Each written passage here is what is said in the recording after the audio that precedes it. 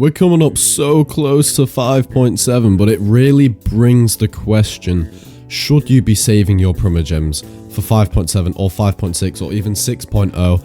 And I'm going to give you some reasons why you may not want to pull for Skirk and how she may actually be a trap banner. Before we do get fully into it, I do want to clarify that I am not telling you that you shouldn't pull for Skirk. I think Skirk will be a very good unit, but you need to listen to the information I'm about to give you. It's very valuable. If you would like 25% off your Genesis crystals, click the top link in the description. All you have to do is put in your UID, your server, and when you purchase, it gets sent to your account in under 30 seconds. Use my link though, because you get 5% off extra on your first purchase. And if you want to join the 16,000 Primogem giveaway that's going on for free, that is ending very soon, click the second link in the description.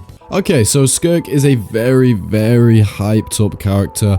I'm not gonna lie, she is looking very good, but there are things you need to take in.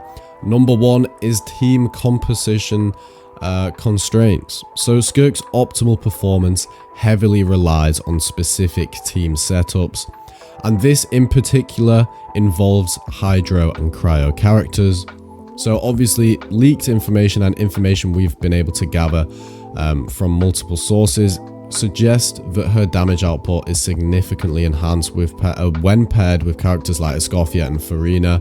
This is because when Hydro characters in the party or Cryo characters excluding Skirk deal Cryo or Hydro damage, Skirk actually gains this thing called a stack of crossing of a dead river. It lasts 18 seconds and it can stack 3 times, and each stack increases damage by 10, 20 and 70%. But that's not even the end of it. When nearby party members trigger 3 superconduct cryoswell or cryocrystal reactions, a phantom rift is created near the enemy, and this can occur every 2.5 seconds with up to 3 of Skirk's phantom rifts allowed on the field at once. And this allows her to gain Serpent's Cunning, and when she has Serpent's Cunning, she can go into a state of mode where she is boosted heavily. These specific teammates, her effectiveness may diminish by a lot, limiting her versatility in diverse team composition. So if you're the type of person that doesn't see yourself rocking Hydro Cryo 100% of the time when you are using Skirk, then it may be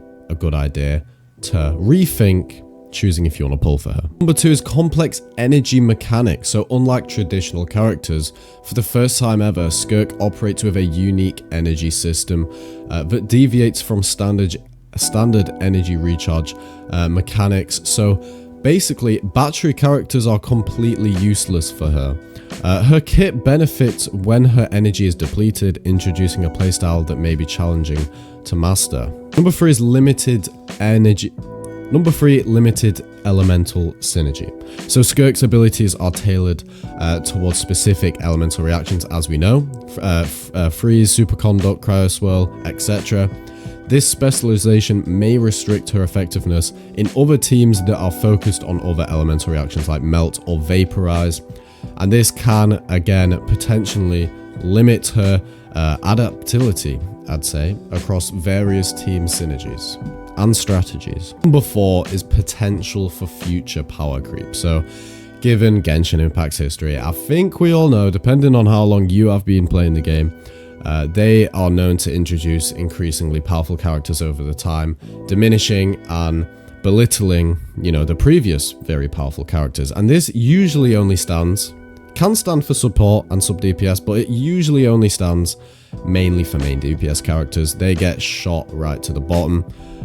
So yeah, there is a possibility that Skirk could be overshadowed by future releases, especially with 6.0 being the next patches.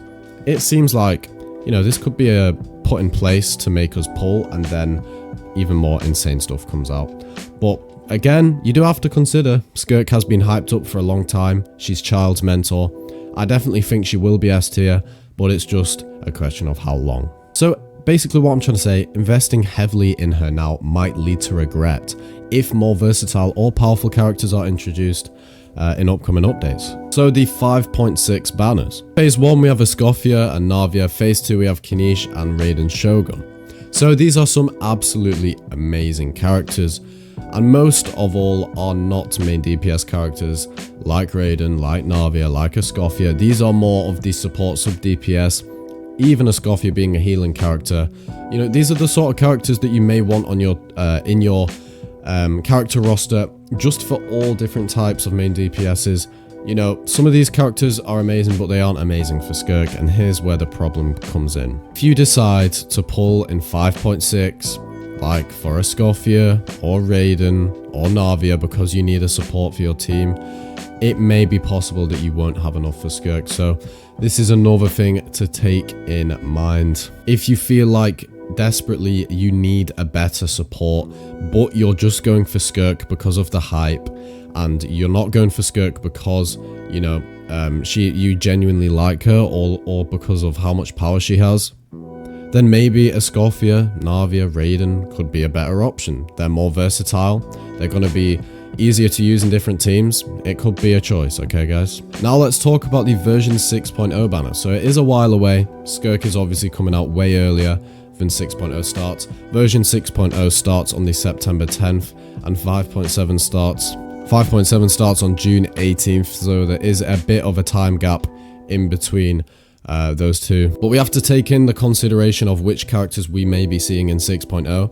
We could be seeing the likes of Piero, Child reruns, Colombina, Capitano, Dottore, Arlecchino, Varka, Durin, which has actually been confirmed playable and has been suggested by leakers that he will be released in the 6.x patches. We also have Alice and Barbeloff. I do want you to remember all of these characters are subject to change, subject to come out, some of which are more likely to come out than others, you know, like Varka, but still, you do have to take in consideration there are going to be some insanely heavy, hyped up characters, more hyped up than the ones we're seeing in, you know, 5.7. Finally is Skirk's kit, so I will pop up a picture real quick of Skirk's kit. Feel free to review this kit, see if it's for you, see if you like her playstyle, and see if you see potential in her, because again, imagine she comes out and you don't even like it. You don't even like how she plays. Final thoughts: if you want to pull for Skirk, you like her kit, you like how she looks, and you're not worried about other people's opinions, definitely go for it. She's going to be a very good character. She's going to be S tier. But if you're just joining in on the bandwagon, you're not really too sure, you only want her for her DPS, you don't actually need a main DPS character, you need support, maybe on you need more support, then maybe go for that. Just click the bell next to my name, turn it on all, make sure to subscribe, like, and thank you so much for watching. Please let me know your thoughts on whether you should pull for Skirk or not. I would love to hear them. Here are my thoughts and my tips and maybe things to consider before pulling for Skirk. Thanks so much for watching. See you in the next one. Peace.